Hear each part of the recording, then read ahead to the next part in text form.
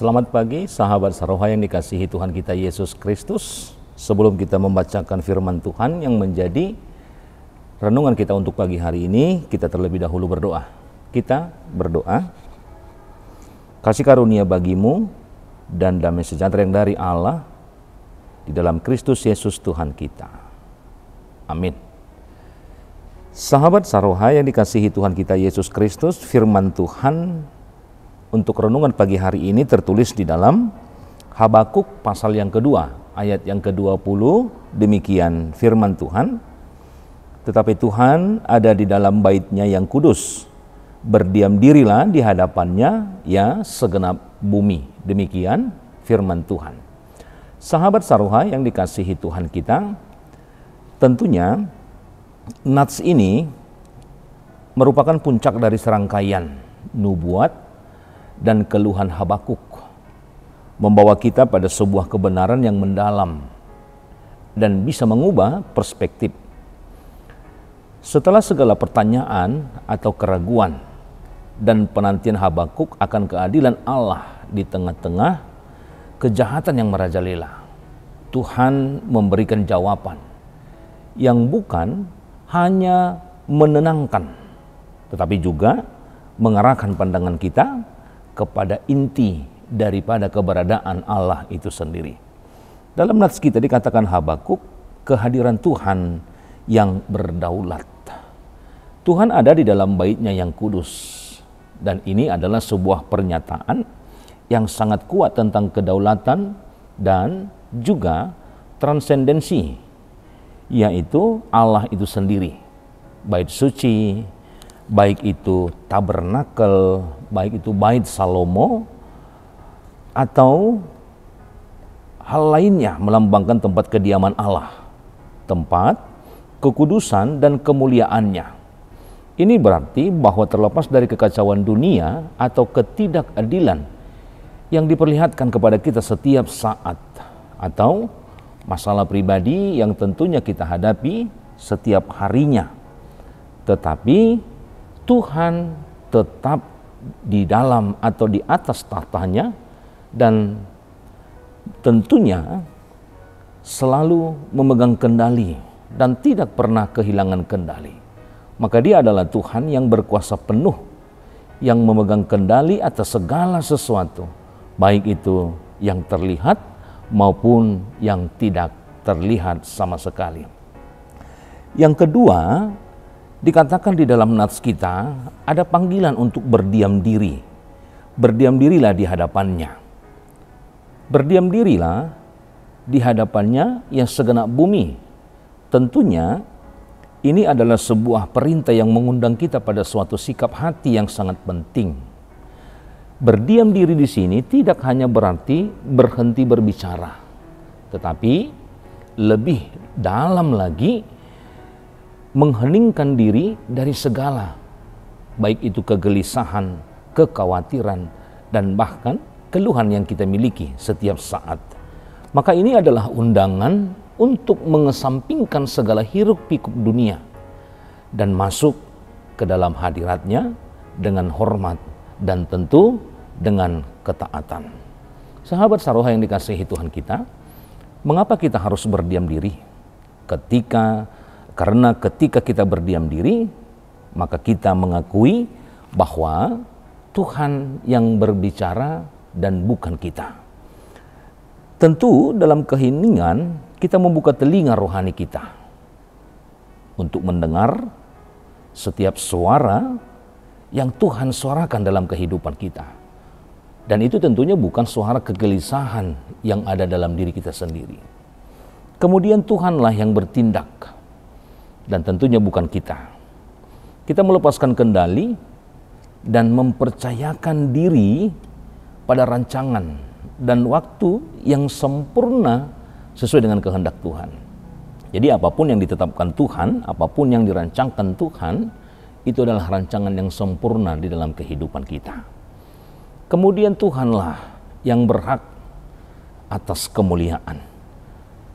Kita mengakui keagungannya, dan disinilah kita menempatkan diri kita sebagai ciptaan di hadapan Sang Pencipta di dalam kehidupan kita. Kemudian, apa yang menjadi dampak bagi kehidupan kita, bagi kita, kalau kita mau berdiam diri di hadapannya, di hadapan tahta Tuhan? Nah, tentu kita harus memahami bahwa Tuhan ada dalam Bait-Nya yang kudus, dan kita memilih untuk berdiam diri di hadapannya. Maka ada beberapa hal yang menjadi dampak di dalam kehidupan kita kalau kita mau berdiam diri di dalam tahta kerajaan Allah. Yang pertama, tentu kita akan memiliki ketentraman di tengah badai, di tengah pergumulan, di tengah kekhawatiran, di tengah rasa ketakutan kita. Kekhawatiran dan ketakutan kita tentunya akan bisa mereda. Maka kita menyadari bahwa kita tidak sendirian. Dan tentunya kita juga memiliki kekuatan yang lebih besar dari masalah yang kita hadapi. Kemudian dampaknya bagaimana kita bisa menyelaraskan atau penyelarasan perspektif kita, sehingga kita mulai melihat semua yang menjadi masalah, semua yang menjadi perenungan kita dari sudut pandang Allah.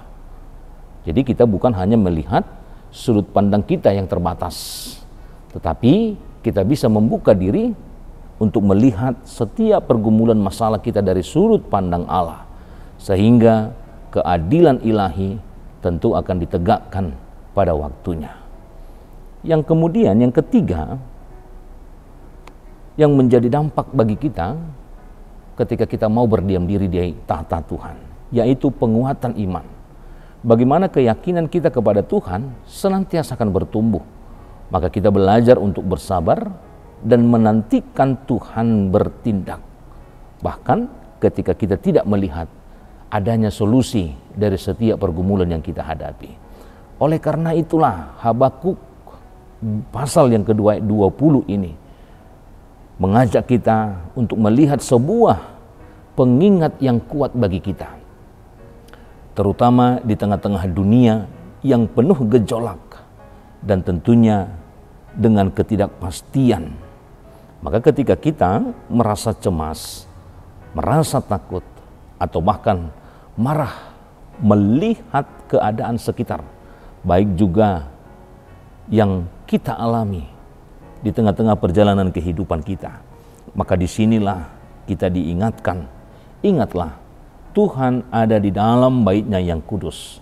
Dia yang berkuasa, Dia yang memegang kendali.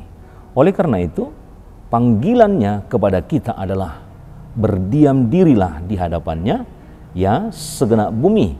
Biarkanlah kehadirannya yang kudus, itulah yang mengisi hati kita dengan kedamaian, dengan keyakinan, dan penyembahan yang tulus.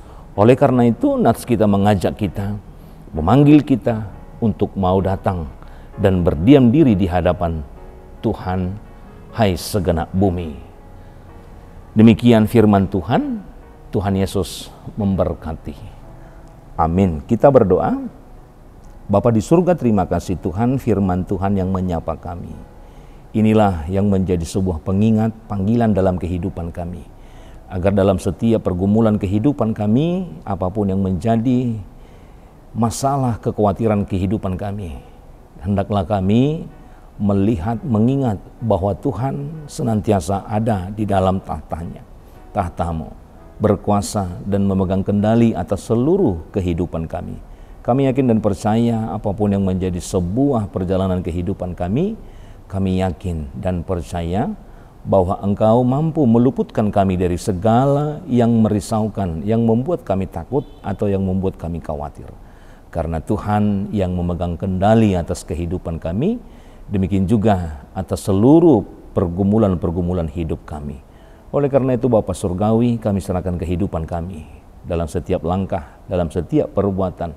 Hendaklah kasih karunia Tuhan, hendaklah penyertaan Tuhan bersama-sama dengan kami. Demikian juga jemaat-Mu di dalam segala aktivitas dan pekerjaan mereka.